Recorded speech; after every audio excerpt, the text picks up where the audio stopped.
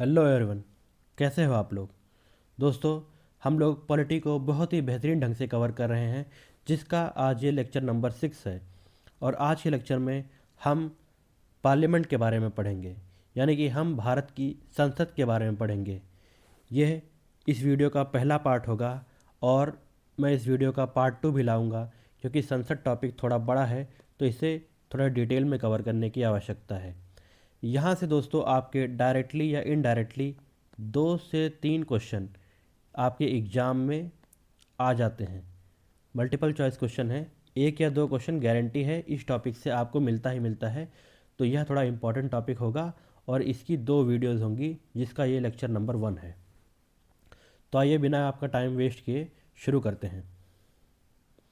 संसद का जिक्र हमारे संविधान के आर्टिकल नंबर 79 में है। आर्टिकल नंबर 79 यह कहता है कि भारत में संसद का गठन किया जाएगा। ये कहता है कि भारत में एक संसद होगी जिसका गठन किया जाएगा आर्टिकल नंबर 79 के द्वारा। तो हमारी जो भारतीय संसद है वह 3 पार्ट से मिलकर बनी हुई है। आम भाषा में पहला राष्ट्रपति, दूसरा लोकसभा और तीसरा राज्यसभा। दोस्तों, लोकसभा जिसे निम्न सदन भी कहते हैं, इसे और एक नाम से भी जानते हैं, पॉपुलर हाउस के नाम से भी इसे जाना जाता है। इसमें आपके टोटल 545 सदस्य मौजूदा टाइम पे हैं, जिसकी मैक्सिमम स्ट्रेंथ 550 है। यह भारत की जनता के लोगों का प्रतिनिधित्व करती है। मतलब कि यहाँ पर जो लोग चुन के आते हैं वह डायरेक्ट चुनाव के द्वारा भारत की जनता के द्वारा चुन के आते हैं। तो यह भारत के लोगों का प्रतिनिधित्व करती है। कौन? लोकसभा। अगला हाउस होता है राज्यसभा। राज्यसभा को उच्च सदन के नाम से भी जाना जाता है, जिसे हाउस ऑफ लॉर्ड्स या फिर काउंसिल ऑफ स्टेट के नाम से भी जाना जाता है। तो राज्यसभा, आखिर राज्यसभा का काम क्या है? तो राज्यसभा राज्य के हितों का प्रतिनिधित्व करती है। इसमें जो सांसद चुन के आते हैं उनका चुनाव इनडायरेक्ट तरीके से होता है। मतलब कि वह भारत की जनता द्वारा डायरेक्ट चुन के नहीं आते हैं, बल्कि इनडायरेक्ट तरीके से उनका चुनाव होता है। और ये आगे वीडियो में हम सीखेंगे कि कैसे इनका चुनाव होता है। तो एक लोकसभा हो गई, दूसरा राज्यसभा हो गई, और तीसरा इम्पॉर्टेंट पार्ट जो कि संसद का होता है वह होते हैं राष्ट्रपति। राष्ट्रपति आखिर संसद के पार्ट क्यों होते हैं? तो आम भाषा में अगर आप समझें, जो भी बिल आपकी लोकसभा से पास होते हैं या फिर राज्यसभा से पास होते हैं, इन दोनों के पास होने के बाद यह बिल तब तक कानून नहीं बन पाएगा जब तक राष्ट्रपति उस पर अपने हस्ताक्षर न कर दे। बिना राष्ट्रपति की मंजूरी के कोई भी बिल आपका कानून नहीं बन सकता है। इसीलिए राष्ट्रपति संसद के एक मेन पार्ट होते हैं। यह संसद के एक मेन अंग होते हैं। इसमें क्या लिखा हुआ है? इसमें आपका यह लिखा हुआ है कि संसद का अभिन्न अंग कौन होते हैं? राष्ट्रपति होते हैं। संसद के किसी भी सदन के सदस्य आपके राष्ट्रपति नहीं होते हैं। चूँकि राष्ट्रपति तो आपके संसद के पार्ट होते हैं, लेकिन आपको ये याद रखना है, अगर पेपर में आ जाए कि क्या राष्ट्रपति संसद के किसी सदन के पार्ट होते हैं, तो आपको उसको गलत करके आना है, क्योंकि राष्ट्रपति संसद के किसी भी सदन के पार्ट नहीं होते हैं। तो ये आपके 3 पार्ट हो गए। तो इसके बाद मैंने आपको यहाँ बता दिया कि कोई भी विधेयक हमारा तब तक कानून में बदल नहीं सकता है जब तक उसको राष्ट्रपति की स्वीकृति नामंजूर हो जाए, तभी वह कानून का रूप ले सकता है। तो इसीलिए आपके राष्ट्रपति संसद के पार्ट होते हैं। तो संसद के 3 पार्ट होते हैं, पहला राष्ट्रपति, दूसरा लोकसभा और तीसरा आपकी राज्यसभा। और दूसरी बात कि राष्ट्रपति आपके दोनों सदनों के सत्र का आहूत और तथा सत्रावसान करते हैं। मतलब कि जब संसद की पहली बैठक होती है तब राष्ट्रपति उसको संबोधित करते हैं। किसके द्वारा? राष्ट्रपति के द्वारा। इसलिए भी राष्ट्रपति आपके संसद के एक अभिन्न अंग होते हैं। तीसरा चीज़ ये होता है कि लोकसभा को विघटन भी कर सकते हैं। कौन कर सकते हैं? आपके राष्ट्रपति अगर चाहें तो लोकसभा का विघटन भी आपके राष्ट्रपति कर सकते हैं। बीच में अगर कोई ऐसी कंडीशन आ सकती है जब लोकसभा का विघटन किया जाना बहुत ज़रूरी है, तब वह राष्ट्रपति के द्वारा करा जाएगा। तो यह आपको याद रखना है। इसलिए भी राष्ट्रपति आपके संसद के अभिन्न अंग होते हैं। चौथा ये होता है कि जब संसद के दोनों सत्र आपके रिसेस में हो, मतलब कि उस समय आपके भारत की संसद का कोई सत्र चल ना रहा हो और सरकार को एक ज़रूरी बिल पास कराना हो या फिर कोई ऐसे कानून की व्यवस्था पड़ जाए कि उसको बहुत ही मतलब आपको पास कराना ही कराना है, बहुत इम्पॉर्टेंट वो कोई कानून है, तब उसे अध्यादेश के जरिए कानून बनाया जा सकता है, जो अध्यादेश आपके राष्ट्रपति की स्वीकृति के बाद बनेगा। तो यह अध्यादेश भी राष्ट्रपति की मंजूरी के बाद आता है। और यह अध्यादेश कब तक लागू रहेगा? यह अध्यादेश जब सदन की पहली बैठक होगी, इसके बाद उसके पहली बैठक के 6 महीने के अंतराल तक ही आपका यह अध्यादेश लागू होगा। इस 6 महीने बाद इस अध्यादेश की वैल्यू ख़त्म हो जाएगी, क्योंकि जब तक सदन के दोनों आपके जो अंग हैं, लोकसभा और राज्यसभा, मिलकर इस अध्यादेश को पारित नहीं कर देते हैं, तब तक वह कानून का रूप में आगे नहीं चल पाएगा और वह भंग हो जाएगा। तो यह आपको याद रखना है कि अध्यादेश पारित करने की शक्ति किसके पास होती है? तो वह आपके राष्ट्रपति के पास होती है। तो इसीलिए भी वो उन्हें संसद का एक अभिन्न अंग कहा जाता है। आगे हम चलते हैं। तो जैसा कि मैंने आपको बताया कि आपके संसद के 2 अभिन्न अंग होते हैं। पहला होता है लोकसभा और दूसरा आपकी राज्यसभा। तो अब यहाँ थोड़ा ध्यान से समझिएगा। लोकसभा में अधिकतम आपके 550 सदस्य हो सकते हैं, जिसमें 530 जो सदस्य होते हैं वह राज्यों का प्रतिनिधित्व करते हैं और जो 20 आपके सदस्य होते हैं वह संघ राज्य क्षेत्रों का प्रतिनिधित्व करते हैं। इस समय लोकसभा की स्ट्रेंथ आपकी 545 है। 2024 से पहले जो आपकी मैक्सिमम स्ट्रेंथ है वह आपकी 552 हुआ करती थी, जिसमें कि 2 सदस्य आपके आंग्ल भारतीय होते थे, जिसे कि संविधान संशोधन 104 के बाद इन 2 सीटों को हटा दिया गया है। मतलब अब आंग्ल भारतीयों का जो आपका रिप्रेजेंटेशन है वह लोकसभा में वह अब नहीं होता है।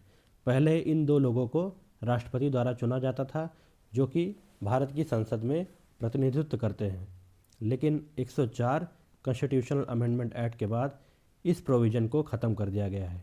तो अब आपके टोटल 550 मेंबर होते हैं, जिसमें प्रेजेंट टाइम में 545 सदस्य हैं। 530 राज्यों का प्रतिनिधित्व करते हैं और 20 आपका संघ राज्य क्षेत्रों का प्रतिनिधित्व करते हैं। तो आपका दूसरा सदन राज्यसभा होता है। बच्चों, राज्यसभा में अधिकतम आपके 250 सदस्य हो सकते हैं, जिसमें कि 238 सदस्य राज्य का प्रतिनिधित्व करते हैं और 12 आपके राष्ट्रपति द्वारा मनोनीत सदस्य होते हैं। यह 12 जो मनोनीत सदस्य होते हैं ये विभिन्न क्षेत्रों से आते हैं। जो क्षेत्र आपके हैं कला, साहित्य, विज्ञान और समाज सेवा, इन 4 क्षेत्रों से 12 सदस्य आपके राष्ट्रपति द्वारा मनोनीत किए जाते हैं। कहाँ के लिए? राज्यसभा के लिए। तो यह आपको याद रखना है। यह चारों आपकी फील्ड पूछ ली जाती हैं एग्जाम में कि वह कौन कौन सी फील्ड है जहाँ राज्यसभा के सांसद चुनकर मनोनीत के तौर पे राज्यसभा में आते हैं। तो वो है आपकी कला, साहित्य, विज्ञान और समाज सेवा। ये आपको याद रखना है। तो जो 238 में जो राज्यों का प्रतिनिधित्व जो सांसद करते हैं वो उनका चुनाव आखिर कैसे होता है? उनका चुनाव मैंने आपको ऊपर बताया था कि उनका चुनाव इनडायरेक्ट तरीके से होता है। कैसे होता है? आनुपातिक प्रतिनिधित्व प्रणाली के तहत। कौन सी प्रणाली के तहत?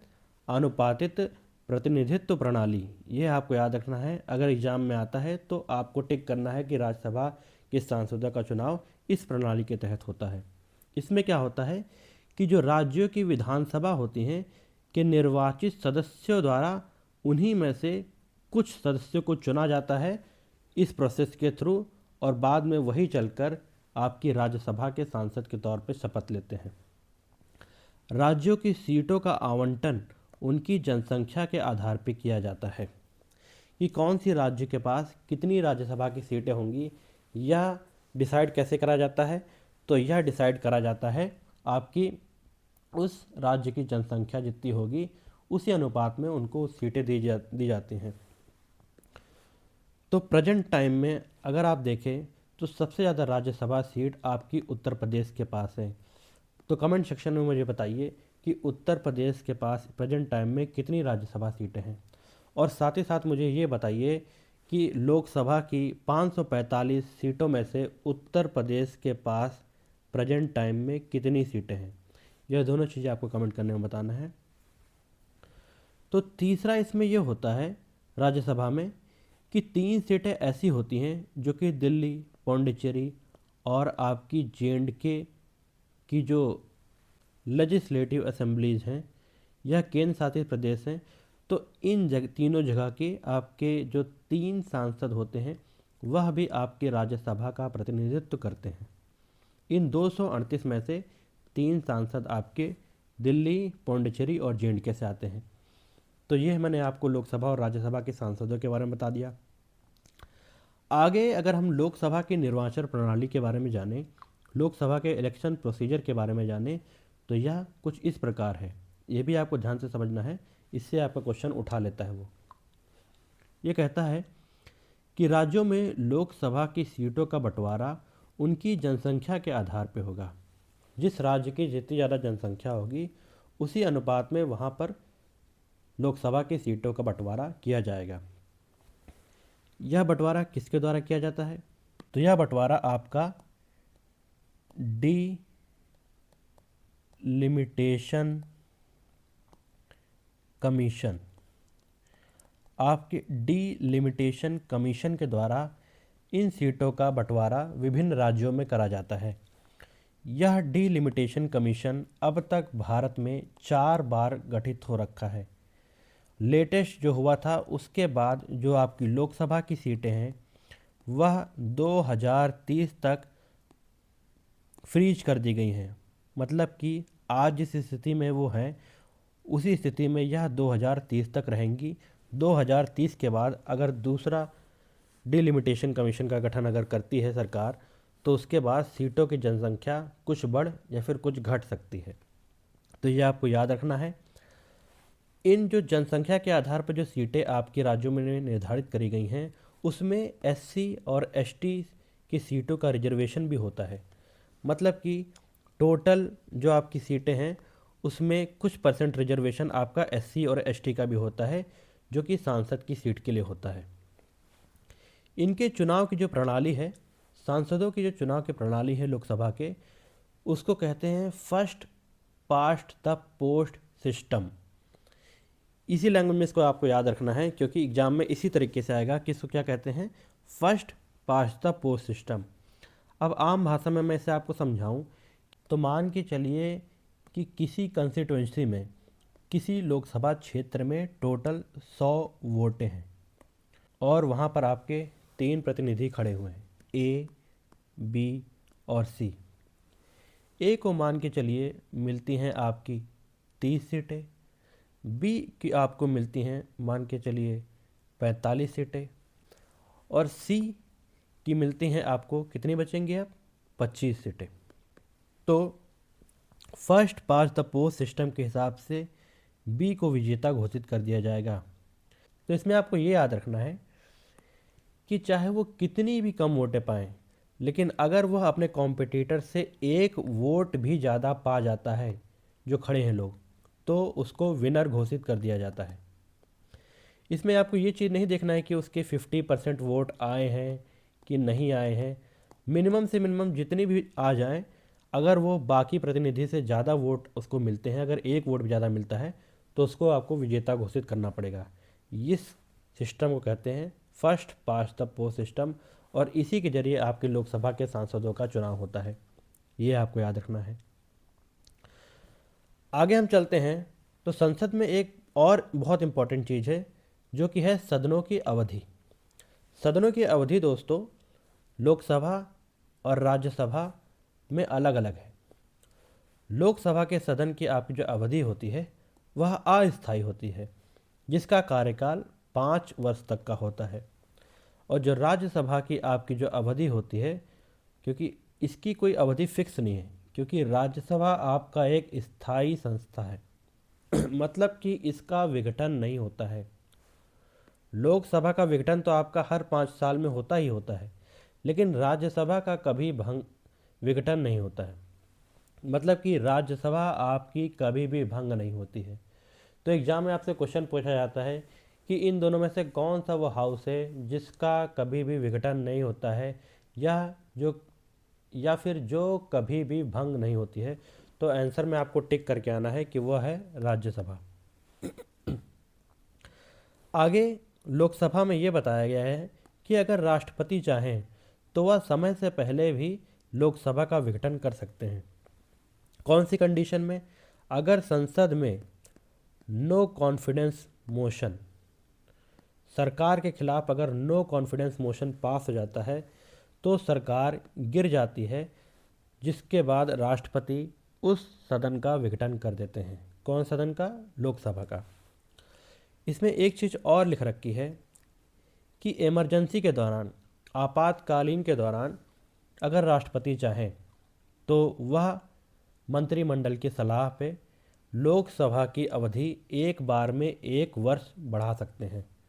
मतलब कि अगर 5 साल अगर पूरे भी हो जाते हैं और उसके बाद अगर आपातकाल लग जाता है तो राष्ट्रपति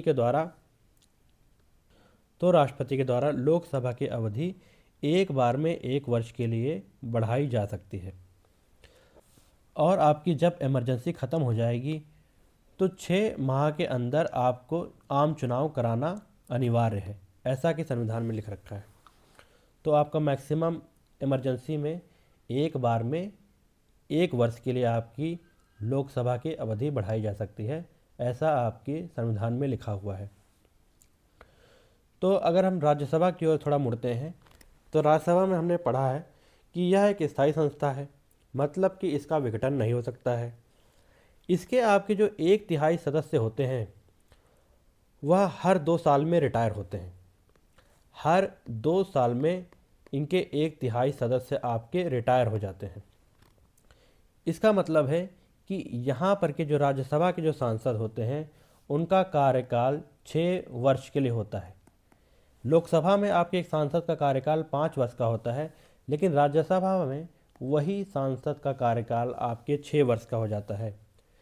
उसका अगर मैथमेटिक्स आप लगाते हैं तो 1/3 आपके सांसद हर 2 साल बाद रिटायर हो जाते हैं। यह आपको राज्यसभा में याद रखना है। और प्रत्येक सदस्य का कार्यकाल आपका कितना है? तो वह है 6 वर्ष का। तो यह लोकसभा और राज्यसभा में थोड़ा अंतर था, जो कि समझना आपके लिए बहुत ज़रूरी था। आगे अगर हम देखें तो अगला प्रोविज़न है संसद की सदस्यता। अब हम संसद की सदस्यता के बारे में जानेंगे कि उसकी क्या क्वालिफ़िकेशंस है और क्या डिसक्वालिफ़िकेशंस है, क्या अर्हताएँ हैं, क्या निर्हरताएँ हैं। तो अगर हम क्वालिफ़िकेशन के बारे में जानें तो यह कहता है कि एक सांसद बनने के लिए आपको भारत का नागरिक होना अनिवार्य है। और दूसरा मेन फैक्टर है उम्र, एज। अगर आप लोकसभा का सांसद बनना चाहते हैं तो मिनिमम आपकी उम्र 25 साल होनी चाहिए, और अगर आप राज्यसभा का सांसद बनना चाहते हैं तो मिनिमम आपकी उम्र 30 साल होनी चाहिए, ऐसा आपके संविधान में लिख रखा है। अगला आप डिसक्वालिफिकेशन के बारे में जानें कि वह कौन कौन सी कंडीशन है जिसकी वजह से एक सांसद की निर्भरता हो सकती है। तो वह इस प्रकार है कि अगर उसने संघ या राज्य किसी में भी कोई लाभ का पद धारण कर रखा हो। अगर किसी व्यक्ति ने राज्य या फिर संघ में कोई लाभ का पद अगर धारण कर रखा है तो वह सांसद का चुनाव नहीं लड़ सकता है। उससे पहले उसको उस सीट को छोड़ना पड़ेगा, तभी वह उस चुनाव को लड़ सकता है।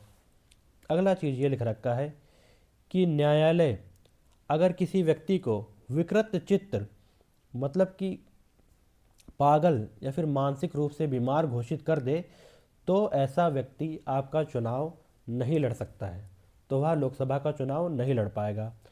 और तीसरा ये है कि अगर किसी व्यक्ति को दिवालिया घोषित किया जा सका हो, मतलब कि वह दिवालिया घोषित किया गया हो, तब वह लोकसभा या फिर राज्यसभा का सांसद नहीं बन सकता है।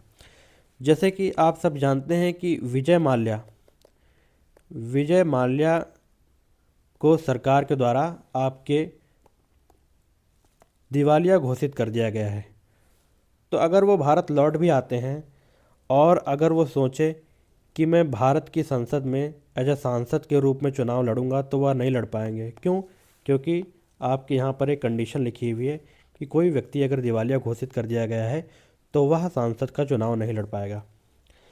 अगला यह है कि अगर उसने भारत की नागरिकता स्वेच्छता के साथ छोड़ दी हो, अगर वह अपने मन से उसने भारत की नागरिकता छोड़ दी है, तब भी वह भारत की संसद का चुनाव नहीं लड़ पाएगा। तो यह कंडीशन इम्पॉर्टेंट थी। आगे हम चलते हैं। एक सांसद को एक और तरीके से डिस्क्वालीफाई किया जा सकता है, वह है दल बदल कानून के आधार पर। ये बहुत इम्पॉर्टेंट कानून है। यह आपके पहले जो संविधान बना था उसमें नहीं दे रखा था, बाद में इसका प्रोविज़न जोड़ा गया है, दल बदल कानून। इसके ज़रिए भी आपके सांसदों का डिस्क्वालिफिकेशन हो सकता है, तो इसे आपको थोड़ा समझना है। यह आपके 10वीं अनुसूची में दे रखा है, 10th schedule of the constitution में इसका जिक्र दे रखा है। किसका? दल बदल कानून का। अब यह होता किस तरीके से? 4 तरीके से होता है, ये आप थोड़ा ध्यान से समझिए। पहला दोस्तों, इसमें बताया गया है कि कोई सांसद अगर स्वेच्छता से अपने दल की सदस्यता का त्याग कर दे चुनाव के बाद अगर कोई सांसद आपका संसद में आया है, मान के चलिए वह बीजेपी का कैंडिडेट है और वह बीजेपी के कैंडिडेट टिकट के तौर पे सांसद बन के संसद में आया है और बाद में वह बीजेपी पार्टी आपका छोड़ के कांग्रेस ज्वाइन कर ले, तो दल बदल कानून के तहत उसका डिस्क्वालिफिकेशन हो सकता है। तो यह कंडीशन थी। अगली कंडीशन दोस्तों इसमें यह है कि राजनीतिक दल द्वारा दिए गए निर्देशों के विरुद्ध सदन में मतदान करता है। कौन? मान के चलिए एक सांसद है और वह अपने राजनीतिक दल के द्वारा दिए गए निर्देशों के विरुद्ध संसद में मतदान करता है, तो उस पर आपका दल बदल कानून लग सकता है और दल बदल कानून के तहत उसका डिस्क्वालिफिकेशन हो सकता है। या फिर एक इम्पॉर्टेंट मीटिंग है या फिर इम्पॉर्टेंट आपकी चर्चा चल रही है और किसी बिल पर आपकी वोटिंग होनी है और वह सांसद अनुपस्थित होते हैं, तो पार्टी के द्वारा उन पे दल बदल कानून लगाया जा सकता है। तो थर्ड एक कंडीशन और दल बदल कानून के लिए है, वह यह है यदि निर्दलीय चुना गया कोई सदस्य किसी राजनीतिक दल में शामिल हो जाता है, चुनाव के बाद अगर निर्दलीय जो सांसद आपके हैं वह किसी पार्टी में अगर चले जाते हैं, मान के चलिए वह बीजेपी में चले जाते हैं या फिर कांग्रेस में चले जाते हैं, तो उन पर दल बदल कानून लग सकता है और वह डिस्क्वालीफाई हो सकते हैं। चौथा कंडीशन आपकी यह है कि यदि कोई नामित सदस्य 6 महीनों के बाद किसी दल में शामिल हो जाता है, तो उन पर डिस्क्वालिफिकेशन लग सकता है। मतलब कि वह दल बदल कानून के बाद वह उस सदन से निकाले जा सकते हैं। नामित सदस्य दोस्तों आपके वो होते हैं जिसको राष्ट्रपति के द्वारा चुन के आपके संसद में लाया जाता है, जिसके लिए 4 कंडीशन मैंने आपको ऊपर राज्यसभा में बताई थी, आपको याद रखना है। तो इन सभी का डिस्क्वालिफिकेशन जो होता है वह किसके द्वारा तय किया जाता है? तो वह आपका तय किया जाएगा पीठासीन अधिकारी के द्वारा, जो कि लोकसभा में आपके स्पीकर होते हैं और राज्यसभा में आपके चेयरमैन होते हैं या फिर आपके सभापति होते हैं। लोकसभा का स्पीकर या फिर राज्यसभा के आपके चेयरमैन अगर चाहें तो वह दल बदल कानून के तहत किसी सांसद को उस सदन से निकाल सकते हैं। लेकिन इसमें आपको ये याद रखना है कि दोस्तों जो सांसद आपके दल बदल कानून के द्वारा सदन से बाहर निकाले गए हैं वह इसके खिलाफ आपको सुप्रीम कोर्ट में याचिका डाल सकते हैं कि उनका जो निष्कासन है वह अवैध तरीके से हुआ है, और सुप्रीम कोर्ट की जो सुनवाई होगी वह आखिरी में फाइनल होगी। तो यह आपको याद रखना है। तो सदस्यों का जो डिस्क्वालिफिकेशन है वह आपके पीठासीन अधिकारी के द्वारा किया जा सकता है।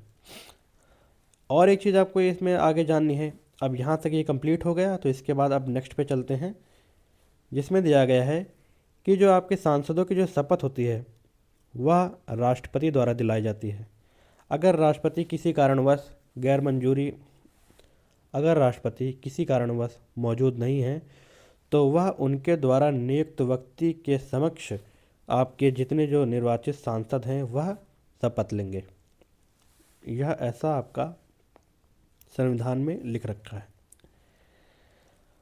अगर हम जाने तो इसमें आपकी जो संसद होती है उसमें नेता का प्रतिनिधित्व कौन करता है।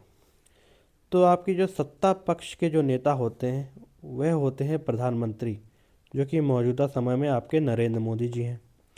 और जो विपक्ष पक्ष होता है उसके आपके जो प्रतिनिधित्व करते हैं उनको कहते हैं लीडर ऑफ अपोजिशन, जो कि राहुल गांधी जी प्रेजेंट टाइम में हैं।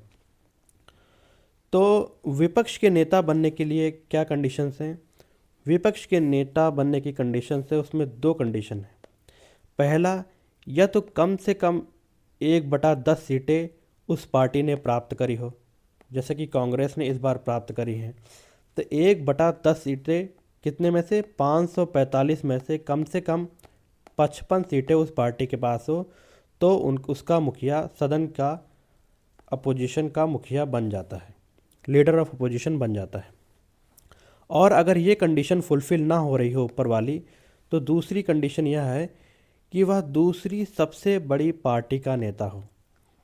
जो पार्टी आपका चुनाव जीत के आई है वह लार्जेस्ट पार्टी होगी, और उसके बाद जो पार्टी उससे कम सीटें जीती हो उससे, तो जो सेकंड रैंक में आपकी जो दूसरी पार्टी आती है उसके लीडर आपके अपोजिशन के लीडर बना दिए जाते हैं। तो पिछली लोकसभा में यही था कि कांग्रेस के पास आपकी 55 से भी कम सीटें थी, तो उनके जो नेता जो थे उनको आपके विपक्ष के नेता के तौर पे नियुक्त किया गया था। लेकिन इस बार फ़िलहाल तो कांग्रेस के पास 1/10 सीट से ज़्यादा सीटें हैं, जिसकी वजह से वो पहली कंडीशन को आराम से फुलफ़िल कर गए थे, और राहुल गांधी जी आपके लीडर ऑफ अपोजिशन है। तो यह कंडीशन आपकी होती हैं संसद के नेता के बनने की। तो यह आपने सीखा। आगे अगर हम संसद के सत्र के बारे में जानें तो संसद का जो सत्र होता है उसको आहूत करने का अधिकार राष्ट्रपति के पास होता है। मतलब कि राष्ट्रपति सांसदों को समन कर सकते हैं। समन करने का मतलब क्या होता है कि सभी सांसदों को न्योता देना कि आप लोग सदन में मौजूद रहेंगे। तो इसको समनिंग कहते हैं इंग्लिश में, और हिंदी में से आहूत करना कहते हैं। संसद का जो सत्र होता है दोस्तों, आम आपकी प्रक्रिया में, ये संसद में नहीं दे रखा, ये आपके संविधान में कहीं नहीं दे रखा है, लेकिन आम प्रक्रिया में इसे 3 भागों में बांटा गया है। पहला आपका बजट सत्र, जो कि फरवरी से मई के बीच में कभी भी हो सकता है, और दूसरा है आपका मानसून सत्र, जो कि जुलाई से सितंबर के बीच में कभी भी हो सकता है, और तीसरा है आपका शीतकालीन सत्र, जो कि नवंबर या फिर दिसंबर के बीच में कभी भी हो सकता है। राष्ट्रपति संसद के प्रत्येक सदन को बैठक के लिए आमंत्रित करता है, जिसको समनिंग कहते हैं, और सदन के 2 सत्रों के बीच मैक्सिमम टू मैक्सिमम, ज़्यादा से ज़्यादा आपके 6 माह का अंतराल हो सकता है। मतलब कि अगर बजट सेशन आपका हो गया है फरवरी में, तो अगला आपका जो मानसून सेशन है वह 6 महीनों के भीतर आपका हो जाना चाहिए। कब तक से? फरवरी से अगले 6 महीनों के भीतर आपका मानसून सेशन हो जाना चाहिए। ऐसा आपकी रूल बुक में लिखा हुआ है। यह एक इम्पॉर्टेंट प्रोविज़न है जो आपको याद रखना है कि कोई भी 2 सत्र के बीच में मैक्सिमम कितना गैप हो सकता है, तो वह गैप मैक्सिमम 6 महीने हो सकता है। तो यह कुछ संसद के सत्र के बारे में था। मुख्यतः बातें मैंने आपको बताई, वो आपको याद रखनी है। आगे एक होता है प्रोविज़न संसद में, जिसे कहते हैं एडजर्नमेंट, मतलब कि स्थगत। सदन की बैठक कुछ निश्चित समय के लिए निलंबित करी जा सकती है। किसके द्वारा? पीठासीन अधिकारी के द्वारा। अगर राज्यसभा के चेयरमैन और आपके लोकसभा के स्पीकर कुछ समय के लिए उस सदन की बैठक का निलंबित करते हैं तो उसे आपको स्थगत कहते हैं। लेकिन इसमें एक कंडीशन है कि वह निश्चित समय के लिए होना चाहिए। अगर निश्चित समय के लिए है, कुछ घंटे, कुछ दिन या फिर कुछ महीने, तो ये इम्पॉर्टेंट कंडीशन है कि हाँ, उन्होंने डिस्क्राइब कर दिया कि इतने दिनों के लिए आपका सदन जो है वह स्थगित करा जाता है, तभी उसको एडजर्नमेंट कहते हैं, तभी उसको स्थगत कहते हैं। अगली कंडीशन ये होती है कि अगर अनिश्चित काल के लिए, मतलब उन्होंने ये नहीं बताया कि अगली मीटिंग कब होगी, अगर कर देते हैं स्थगित सदन को, तो उसको कहते हैं एडजर्नमेंट सिने डाई। इंग्लिश में कहते हैं एडजर्नमेंट सिने डाई, मतलब कि अगली मीटिंग कब होगी इसका अता पता अभी नहीं दिया गया है। इसको कहते हैं एडजर्नमेंट सिने डाई। यह आपका एक लैटिन भाषा से लिया गया है शब्द, जिसको कहते हैं एडजर्नमेंट सिने डाई। यहाँ आपका नॉर्मल एडजर्नमेंट था, क्योंकि यहाँ पर निश्चित समय के लिए था, और यहाँ आपका एडजर्नमेंट सिने डाई है, जो कि आपके पीठासीन अधिकारी के द्वारा किया जाता है। अगला है छत्रावसान, मतलब कि प्रोरोगेशन। तो आपका प्रोरोगेशन क्या होता है दोस्तों? सदन की बैठक और सत्र को समाप्त करना, इस प्रोसेस को कहा जाता है आपके छत्रावसान। और यह किसके द्वारा किया जाता है? तो यह आपके राष्ट्रपति द्वारा किया जाता है। मान के चलिए मानसून सेशन आपका अब ख़त्म हो गया है, तो इसकी घोषणा कौन करेगा? इसकी घोषणा आपके राष्ट्रपति करेंगे। और मानसून सेशन की अब शुरुआत हो गई है, इसकी घोषणा कौन करेगा? इसकी घोषणा भी आपके राष्ट्रपति साहब करेंगे। तो यह एक इम्पॉर्टेंट प्रोविज़न था, जिसको इंग्लिश में प्रोरोगेशन कहते हैं और हिंदी में इसको छत्रावसान कहते हैं। अगला प्रोविज़न है डिसोल्यूशन का, विघटन का। इसमें यह कहा गया है कि लोकसभा आपकी 5 साल में लोकसभा का विघटन होता है, लेकिन अगर राष्ट्रपति चाहें तो सदन का विघटन आपका समय से पहले भी कर सकते हैं। कब ले सकते हैं? अगर नो कॉन्फिडेंस मोशन अगर आपका पास हो जाता है संसद में, लोकसभा में, तो आपका ये जो हाउस होता है लोकसभा, उसका विघटन 5 साल से पहले हो जाता है। ये आपको याद इंपॉर्टेंट रखना है। किसके द्वारा किया जाता है? यह राष्ट्रपति द्वारा किया जाता है। तो ये फर्स्ट वीडियो के कुछ इंपॉर्टेंट प्रोविज़न थे, जहाँ से एग्जामिनर आपसे क्वेश्चन पूछता है, जो आपको याद रखना है। अब इससे रिलेटेड कुछ इंपॉर्टेंट आर्टिकल जो हैं, जो आपको देख लेने हैं, कुछ यहाँ से करा दूंगा और कुछ अगली वीडियोज़ में आपका इंपॉर्टेंट प्रोविजंस और आर्टिकल आपके कराए जाएंगे, तो दोनों मिलकर आपके संसद को कवर कर लेंगे। इसमें इंपॉर्टेंट आर्टिकल पहला है आर्टिकल नंबर 79, जो कहता है कि संसद का गठन होगा। अगला इसमें इम्पॉर्टेंट आर्टिकल है, वह है आपकी आर्टिकल नंबर 84। आर्टिकल नंबर 84 आपका कहता है कि संसद की सदस्यता के लिए योग्यता। यह किस में लिखा है? यह आपके आर्टिकल नंबर 84 में लिख रखा है। और अगला आर्टिकल है आर्टिकल नंबर 85। इसमें आपके संसद के सत्र, छत्रावसान और विघटन के बारे में लिखा गया है। यह आर्टिकल नंबर 85 में दे रखा है।